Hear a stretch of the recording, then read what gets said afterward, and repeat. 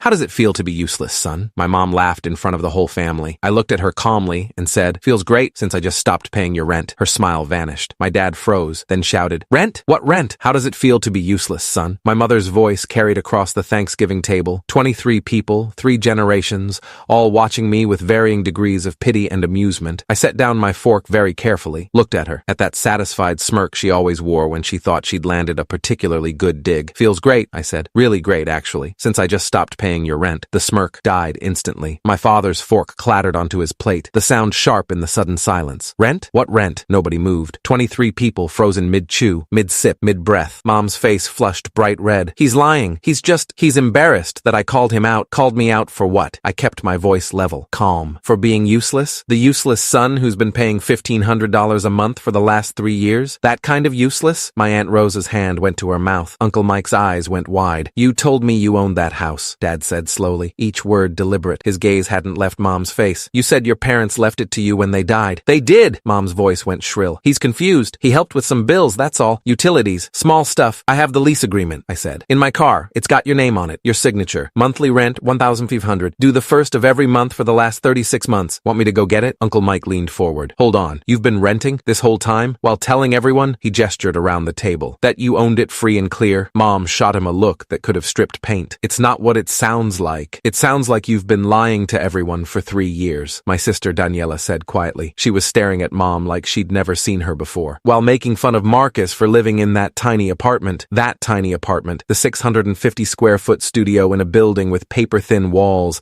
and a parking lot that flooded when it rained. I'd chosen it specifically because it was $800 a month, cheap enough that I could afford Mom's rent on top of my own. Marcus, my grandmother said carefully. She was 83, sharp as ever, watching this unfold with the intensity of someone doing complex math in her head. How long did you say you've been paying? 3 years, since November 2021, right after the divorce finalized. I looked at Dad. Remember, when Mom said she was going to lose everything because you'd taken it all in the settlement? Dad's face had gone very pale. I didn't take anything. We split everything 50-50. The cars, the bank accounts, the retirement funds. I know that now, I said. I looked at the divorce decree 6 months ago. Community property, split down the middle. She got $47,000 from the settlement. Plus, she kept her car. Then where did the money go? Daniela asked. I pulled out my phone, opened my banking app, turned it so everyone at my end of the table could see the transaction history. November 2021. Maria Herrera, 1500 December 2021. Maria Herrera, 1500 January 2022. Maria Herrera, 1500 scrolled down, and down, and down. August 2024. Maria Herrera, 500 September 2024. Maria Herrera, $500. October 2024. Maria Herrera, $500. 36 payments. $54,000. Jesus Christ, Uncle Mike breathed. Plus groceries, I added. Twice a month I'd buy her groceries, about $200 each trip. That's another $14,000, give or take. And her car insurance, $200 a month, another $7,000 over 3 years. I did the math out loud. $75,000. That's what the useless son has paid over 3 years. My cousin Jennifer, the successful one, the lawyer everyone compared me to, was staring at her plate. Marcus, we all thought you were barely making ends meet. That's what Mom told you. She said you were struggling, Jennifer continued, that your job didn't pay well, that you could barely afford your apartment.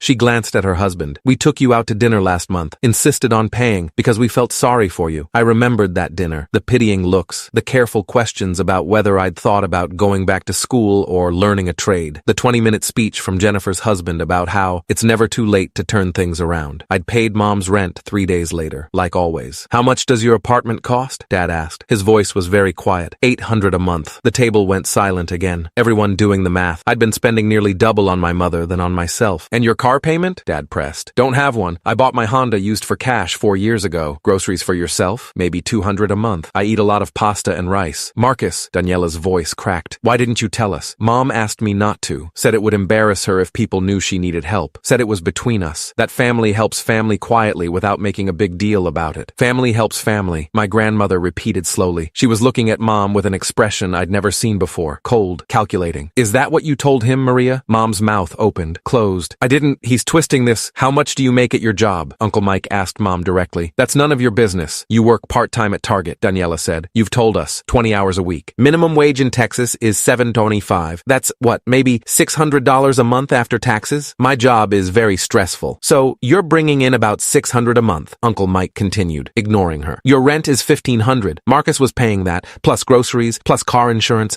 What the hell were you spending your own money on? Silence. Mom Mom, I said quietly. Want to tell them about the car? Her face went white. What car? Dad asked. The 2023 Mazda CX-5 she's been driving. Bought it new last year. Financed, not leased. Payments about $400 a month. You told me you leased it, Daniela said. You said the lease was cheap because of your good credit. I have excellent credit. Want to tell them about the purses? I asked. Mom's jaw clenched. Purses? My Aunt Rosa leaned forward. What purses? I've been to Mom's apartment 3 times in the last year, I said. She's got a walk-in closet. 12 designer bags. Coach, Michael Kors, Kate Spade. I looked them up. About $300 to $500 each. You went through my closet? Mom shrieked. You asked me to help you organize it in July, remember? Said your back was hurting and you needed help moving things around. My cousin Jennifer was doing math on her phone. That's $4,000 to $6,000 in handbags alone, while Marcus was eating pasta and rice to afford your rent. And the trips, my Aunt Rosa said suddenly. She was looking at Mom with dawning realization. You went to Galveston in March, San Antonio in June, that wine tour in Fredericksburg in September. You posted photos all over Facebook. I deserve to have a life. On whose dime? Rosa's voice went sharp. While you were telling everyone your son was a failure? I never said failure. You called him useless, Daniela cut in. Literally 5 minutes ago, in front of everyone. That was a joke. You've been calling him a disappointment for 3 years, Jennifer said. She was scrolling through her phone now. I have texts from you. Look, from April. Poor Marcus. He just can't seem to get his life together. From August. I wish he'd been more like you, ambitious and driven. From last month. Sometimes I wonder where I went wrong with him. She turned the phone around, showed the table. Mom's face was scarlet now. I was venting. Mothers are allowed to vent. While he was paying your bills, Dad said. His voice was very, very cold. While he was supporting you, you were trash-talking him to everyone we know. He offered. He wanted to help. Did I? I pulled up my text messages, started scrolling back, found what I was looking for. November 2021, right after the divorce. You texted me at 11:47 p.m. I'm going to be homeless. Your father took everything. I have nothing. You're all I have. Please. I read it out loud. The table was silent. Then the next message. You owe me this. I gave up my body to have you. 9 months of hell, 20 hours of labor. I ruined myself bringing you into this world. The least you can do is make sure I have a roof over my head. My grandmother made a small sound, something between a gasp and a groan. Then another one. If you don't help me, I'll lose everything. I'll be on the street. Is that what you want? Your mother homeless? Can you live with that? I looked up from my phone, looked at Mom. You want me to keep reading? I've got 3 years of messages like this. Those were taken out of context. What context makes it okay to tell your son he owes you for being born? Nobody answered. I stopped the automatic payment yesterday, I said. November's rent was due yesterday. Your landlord should be getting the notice right about now that the payment isn't coming. Mom's face went from red to white in an instant. You can't do that.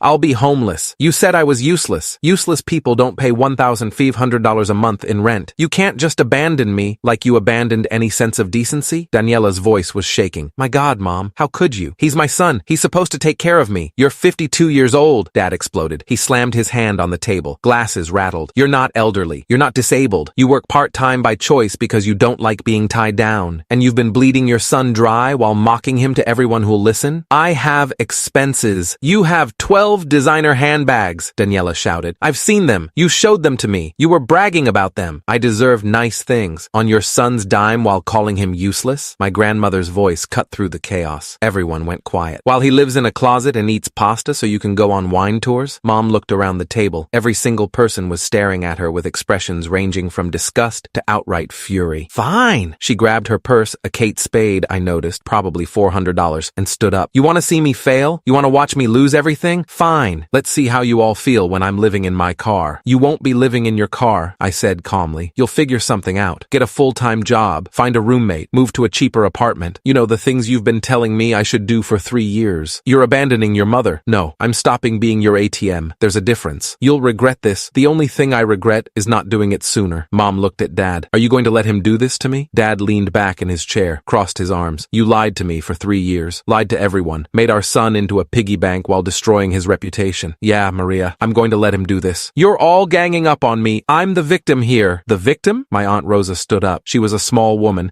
barely 5 feet tall, but her voice filled the room. The victim is the kid who's been eating rice and beans so you can carry designer bags. Get out of my house. This is Thanksgiving. Get out. Mom looked around one more time, waiting for someone to defend her, to tell me I was being too harsh, to remind everyone that family is family. Nobody said a word. She left. The door slammed hard enough to rattle the windows. For a long moment, nobody moved. Then my grandmother got up, came around the table, and pulled me into a hug. I'm sorry, she whispered. We all believed her. We should have known better. It's okay, abuela. No, mijo, it's not. But it will be. My phone started buzzing at 8:47 p.m. I was back at my apartment, my tiny $800 a month studio, lying on my couch, couch and staring at the ceiling, feeling simultaneously relieved and guilty and exhausted. The first call was from a number I didn't recognize. I let it go to voicemail. The voicemail notification popped up 30 seconds later. I played it on speaker. Mr. Herrera, this is David Chen from Parkside Property Management. Your mother just called me in a panic saying November's rent payment was a mistake. She's demanding I accept a personal check. I wanted to confirm with you, are you no longer handling her rent payments? I called him back. Mr. Chen, this is Marcus Herrera. That's correct. I'm no longer paying my mother's rent. As of yesterday, I closed the automatic payment account. Whatever arrangement she wants to make with you is between you and her. Understood. I appreciate the heads up. A pause. Mr. Herrera, I probably shouldn't tell you this, but for what it's worth, she's 2 months behind on utilities. The electric company and water department have both contacted me. I've been waiting for your rent payment to clear before starting eviction proceedings. My stomach dropped. 2 months? Yes, sir. So she's actually behind about $1,800 total. Rent plus utilities. I'll need to see that cleared before the end of the month or I'll have to file. That's between you and her. I'm not involved anymore. Fair enough. Have a good evening. I hung up and stared at my phone. 2 months behind on utilities, while I'd been paying her rent faithfully every month. What the hell had she been spending her money on? The calls kept coming. 9:15 p.m. Mom, from a number I didn't recognize. Probably borrowed someone's phone since I'd blocked her usual number months ago. I declined it. 9:18 p.m. Mom again. Declined. 9:22 p.m. A text from Daniela. Are you okay? I replied, yeah, weird, but okay. You? Dad's been on the phone with lawyers for an hour. He's going back through the divorce settlement. Thinks Mom might have lied about other things too. Probably. I'm sorry we didn't see it. We should have. Not your fault. She's good at hiding things. 9:45 p.m. Uncle Mike called. Hey, I answered. Marcus, how you holding up? I'm okay. Listen, your aunt and I were talking. That apartment you're in, how's the lease situation? Month to month. Why? Because we've got a rental property in Cedar Park. 2-bedroom, 1 bath, nothing fancy, but it's clean and safe. We're asking $1,100 a month, but I'll do $900 for you. You deserve better than that shoebox you're in. My throat went tight. Uncle Mike, I can't. You can. You've been living below your means for 3 years to support someone who didn't appreciate it. Time to take care of yourself. I'll think about it. Don't think too long. Offer expires when you come to your senses. He hung up before I could argue. 10:30. Dad called. Son, you got a minute? Yeah. I went through everything. The divorce papers, the financial disclosures, the settlement agreement. Your mother lied about a lot of things. Like what? She told you I took everything in the divorce. That's not true. We split assets 50-50. She got $47,000 in cash from the sale of the house, plus her car, plus half my 401k, another $32,000. She walked away with almost $80,000. I felt sick. She told me she got nothing. I know. She told me the same thing in reverse. Said you'd been helping her because I'd left her destitute. His voice went rough. I'm sorry. I should have verified. Should have asked more questions. It's not your fault, Dad. It is, though. I knew she had a tendency to manipulate. That's part of why I left. But I never thought she'd do it to her own kids. We sat in silence for a moment. Marcus, I want to help. Let me cover your rent for a few months. Or help you move to something better. Whatever you need. I'm okay, Dad. Really. You've been eating rice and beans for 3 years. And now, I don't have to. I can actually afford real food. I'm good. The offer stands. Anything you need. Thanks, Dad. 11:47 p.m. Another voicemail from the same unknown number. Mom again, probably. I almost didn't listen to it, but curiosity won. Marcus, please, I'm begging you. I don't have the rent money. I don't have the utility money.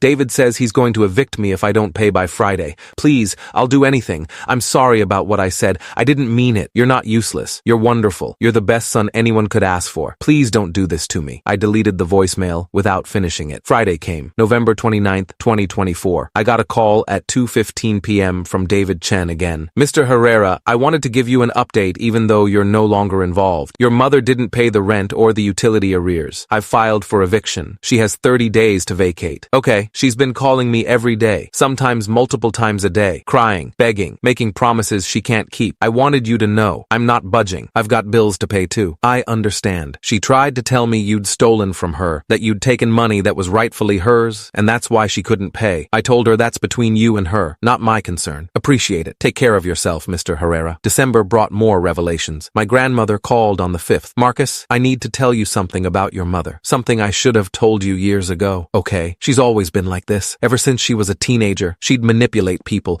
lie to get what she wanted, play the victim when things didn't go her way. Why didn't you say anything? Because she's my daughter, and I kept thinking she'd grow out of it, that having children would change her, that responsibility would mature her. A heavy sigh. I was wrong. Abuela, no, let me finish. When you started paying her rent, I thought it was temporary, a few months to get her back on her feet. But 3 years? I should have asked more questions, should have checked on you. I'm sorry, mijo. It's not your fault. It is. We're family. We're supposed to look out for each other, and we all failed you. After we hung up, I sat in my apartment, my small, affordable, suddenly comfortable apartment, and cried for the first time in 3 years. Not for what I'd lost, for what I'd never had. Christmas was strange. strange. The family gathering was at Daniela's house this year. Smaller, just immediate family. Mom wasn't invited. Dad brought his new girlfriend, a woman named Patricia who taught middle school English and laughed at his bad jokes. She was nice, normal. Daniela's husband grilled steaks. Uncle Mike brought his famous potato salad. Abuela made tamales. And I brought wine. Good wine. The expensive kind I'd never let myself buy before. To Marcus, Dad said, raising his glass, for teaching us all what self-respect looks like. To Marcus, everyone echoed. We ate, we laughed, we played board games and argued about the rules and took too many pictures. It felt like family, real family, not the obligatory kind, the chosen kind. Mom called on Christmas Day. I'd unblocked her number. Seemed petty to keep it blocked forever. The call came at 9:47 p.m. I answered. Merry Christmas, she said. Her voice was small, different. Merry Christmas, Mom. I wanted to apologize for everything, for how I treated you, for the things I said, for taking advantage of you. Okay? I got evicted. I'm staying with a friend right now. Her couch. It's temporary. I'm sorry to hear that. I got a full-time job at Target. 40 hours a week. It's hard. My feet hurt all the time, but I'm doing it. That's good. A long pause. Do you think you'll ever forgive me? I thought about that. Really thought about it. Maybe, I said finally, but not today. And not because you're struggling. Forgiveness doesn't work like that. I know. If you want a relationship with me, it has to be real. No more manipulation. No more guilt trips. No more lies. I understand. And I'm never paying your bills again. Ever. Even if you're really truly struggling, you're an adult. You figure it out. I know. Okay. Another pause. Merry Christmas, Marcus. I do love you, even if I'm terrible at showing it. Merry Christmas, Mom. I hung up. I didn't believe her. Not yet. Maybe not ever. But it was a start. January 15th, 2025. I signed a lease on Uncle Mike's rental property. 2 bedrooms, 1 bath, small backyard, $900 a month. Felt like a mansion after the studio. I bought a real dining table, a decent couch, a bed that wasn't a futon. Started taking cooking classes at the community college. Learned to make things that weren't pasta or rice. Gained back the 15 pounds I'd lost over 3 years of budgeting. Started dating a woman named Sarah I'd met at the cooking class. She was a paralegal. Funny, kind. Didn't ask me for money. I told her about Mom on the 3rd date. The whole story. Expected her to run. She didn't. My brother's like that, she said. Not with money. With emotional manipulation. I had to cut him off 2 years ago. Was it hard? Hardest thing I've ever done. But also the most necessary. We understood each other. March 2025. Mom called again. I have my own apartment now. 1 bedroom, $850 a month. I'm making it work. That's great, Mom. I wanted you to know I'm doing it on my own. No help. I'm proud of you. Really? Really. She started calling once a month after that, just to talk. About work. About life. About nothing in particular. I kept the calls short, friendly but boundaried. It wasn't the relationship we used to have. It was better. Thanksgiving 2025. We were back at Aunt Rosa's house. The whole family. Even some cousins who hadn't come last year, curious about the drama they'd missed. Mom wasn't invited, but she'd texted me that morning, have a good Thanksgiving. I'm spending it with my coworkers. We're doing a potluck. I'd replied, sounds nice. Enjoy. As we sat down to eat, Uncle Mike raised his glass. I want to make a toast to family. Not the kind you're born with, but the kind you choose. The kind that shows up. The kind that tells the truth even when it's hard. To family, we all echoed. I looked around the table, at Dad and Patricia, at Daniela and her husband, at Abuela, at the cousins and aunts and uncles who'd stopped pitying me and started respecting me, at the empty chair where Mom used to sit. You okay? Sarah whispered. She was next to me, hand warm in mine. Yeah, I said. I really am. And I meant it. 2 years after that Thanksgiving dinner, Mom sent me a text. I got a promotion. Assistant manager. It's not much, but it's mine. Earned it myself. Congratulations, Mom. That's amazing. Thank you for everything, for setting boundaries, for forcing me to grow up, for not giving up on me even when I gave you every reason to. I stared at that message for a long time. You're welcome. Can we have coffee sometime? Just to talk. No agenda. I'll buy. I'll think about it. That's all I can ask for. I never did meet her for coffee. Not because I was angry, not because I hadn't forgiven her, but because some relationships aren't meant to be fixed. They're meant to be transformed. And sometimes the healthiest transformation is distance. Mom and I text now, once a month maybe. Surface level stuff. She tells me about work. I tell her about Sarah, my wife now, as of 6 months ago. She sent a wedding gift, a card with a $100 bill inside. The card said, I know it's not much, but it's mine. Earned, honestly. I'm proud of you. I cried when I read it, not because we'd reconciled, but because she'd finally learned the difference between manipulation and genuine connection. And that was enough. People ask me sometimes if I regret confronting Mom that Thanksgiving, if I wish I'd handled it differently, more privately, less dramatically. The answer is no, because that public confrontation did something private conversation never could. It forced everyone, Mom included, to see the truth, to stop making excuses, to stop enabling. It was the kindest thing I could have done, not just for me, but for her too, because sometimes the most loving thing you can do for someone is refuse to save them from themselves. 3 years after that Thanksgiving, I ran into one of Mom's co-workers at the grocery store. You're Maria's son, right? She asked. Marcus? Yeah, I just wanted to say, your mom talks about you sometimes, about how you helped her become independent, how you taught her self-respect, self-respect. She said that? She did. She said you're the reason she finally grew up. The woman smiled. I don't know the whole story, but I know she's proud of you. Really proud. Thank you for telling me that. I drove home thinking about that conversation, about how the story had changed in Mom's head, how she'd reframed our history into something she could live with. I was okay with that, because the truth is, it doesn't matter whose version of the story is right. What matters is that we both survived it, both grew from it, both became better versions of ourselves. Sarah and I are buying a house now, 3 bedrooms, modest but ours. Dad and Patricia are getting married next spring. He seems happy, really happy. Daniela had a baby, a girl. She named her Rosa, after our aunt. Mom sent a gift, a handmade blanket. The card said, for the newest member of the family, with love from Grandma. Daniela cried when she opened it, called Mom to say thank you. They talk sometimes now, carefully, with boundaries, but they talk. I'm happy for them. Me? I still keep my distance, still maintain those boundaries I set 4 years ago, but I'm not angry anymore.